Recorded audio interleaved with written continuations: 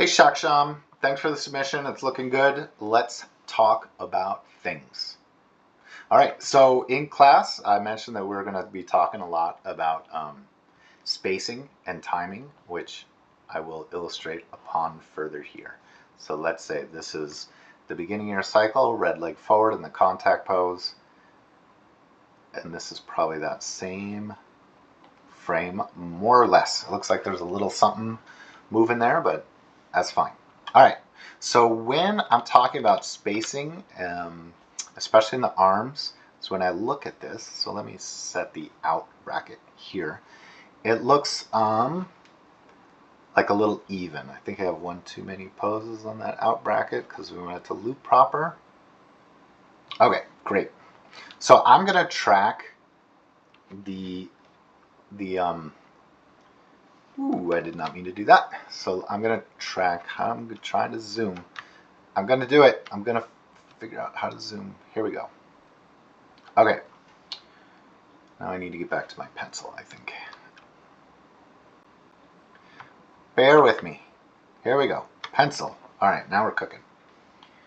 So when I'm tracking your spacing on your arms is where I definitely notice it, but this is probably going to hold true on the feet as well.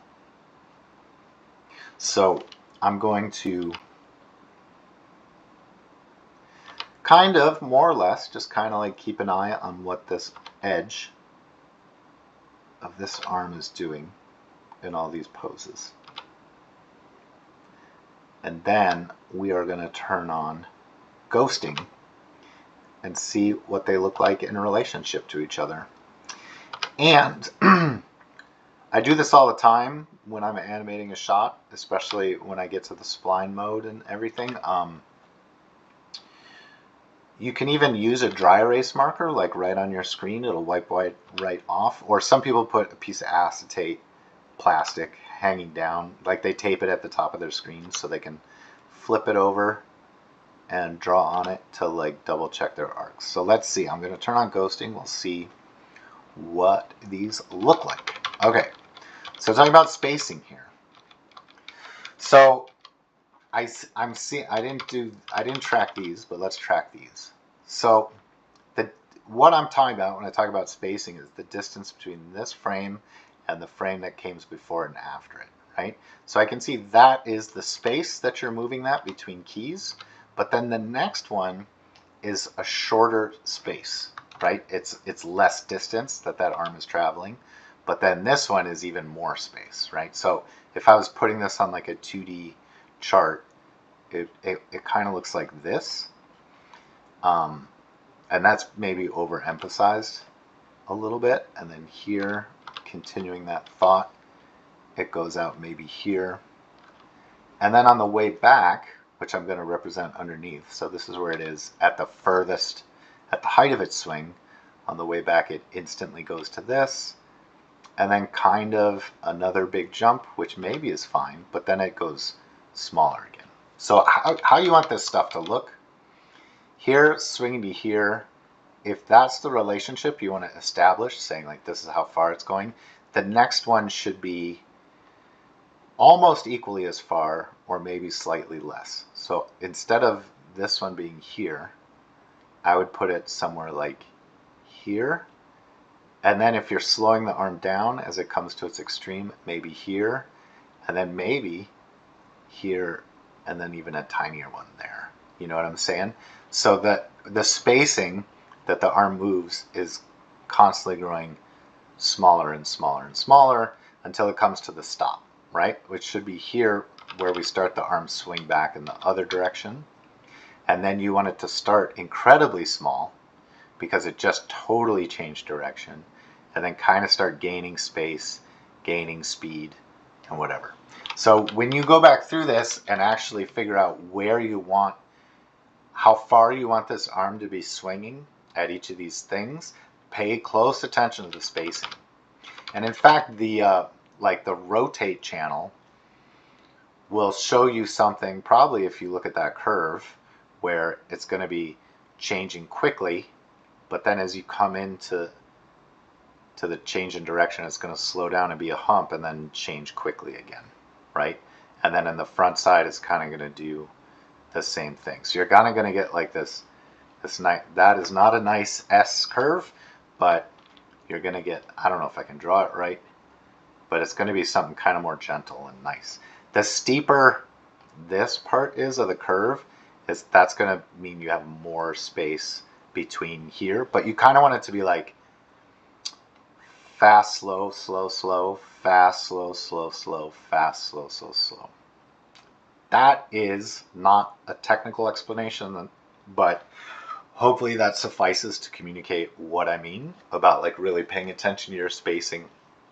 And it's not just going to be on your upper arm. Like you're going to have to pay attention to your spacing on everything that's moving in the body. It can be like a little, you know, it's a little work intensive. It's a little tedious and whatnot, but that is part of the spline process. You know what I'm saying? So one thing to pay attention to here is like your heel is going through the floor. I know that there's like a lift heel control on this foot controller, like the big one. That is also a terrible arrow, but I mean this one, this big foot controller. There's something about raising the heel. In fact, I feel like it would be more clear even if I pointed to the foot control over here. Just to make sure it doesn't go through the ground plane. That is just a little cleanup task to do. And you're gonna also want to kind of track your knees and if they are straight or bent, because here it's bent and then it goes to like super straight. So maybe if you raise the heel, it'll relax this knee a little bit so it doesn't go from bent to like perfectly straight in one frame. You know what I mean? Like you're gonna have to pay attention to your knees and like animate into them.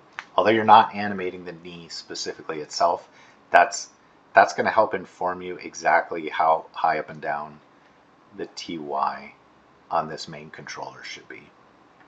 You know what I mean? Is like the geometry of the legs in this puzzle. So it should go from bent. It should go from bent to like perfectly straight. And in fact, yeah, I don't know. So pay attention to that stuff. I feel like maybe you can also do a little spacing work on like your foot coming forward. Like all of this looks nice, but it looks maybe like a little even, but maybe that's not fair of me to say. So let me make sure. Like this is nice. Like that's a small coming forward, right? And then this is a small coming forward, and that looks like, but some of this, now it starts to accelerate, which is good. Yeah, I don't know. This is fine. That looks good. That looks good. But that's the kind of thing that I do when I'm animating, is you got to track all these different parts of the body, make sure that the spacing looks how you want it. You know, you can even design it to be a little snappier if you like, by having it kind of like the foot, for example. You could have the foot spend a little bit more time being slow on the extremes, you know, and then as the character brings it forward, it could get really fast, and then it could start to slow up towards the front. If you want, that'll give it kind of like a snappier feel, but that is just a matter of aesthetics and opinion at that point. One of the things I would pay attention to is the head. I don't think, ooh man, I should not be drawing while it's playing. I would put a little rotate up and down on the head and try to incorporate some overlap and follow through to it based on what the pelvis is doing. So when the pelvis is going up, maybe the head is rotating down ever so slightly. And then when the pelvis starts to come down, that's when the head changes to an upward motion. It can be subtle. It doesn't have to be huge, but it's just something to look at. I feel like maybe on this pose with the pelvis, I'd maybe get it rotated a little forward, so it'll kind of make like a nicer, smoother line up into the torso.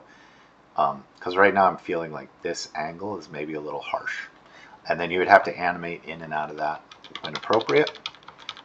Just little detail stuff. Again, this is all nitpicky detail stuff. Look at all the drawings I'm making. Anyways, yeah, it's nice. There's a tiny, so when I'm playing it and I stare at like kind of where the neck meets the top of the chest, there's kind of like,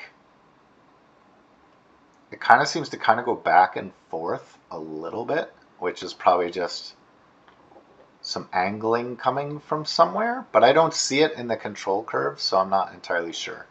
But that is kind of more of a polishing note, so maybe don't worry about that. I would say just focus on your spacing of the various body parts and try to incorporate what I'm talking about in here, and submit again for next week. But I think you are coming to a place where we can wrap this up. But I may give you another round of notes, and we'll talk about that when we see it next week.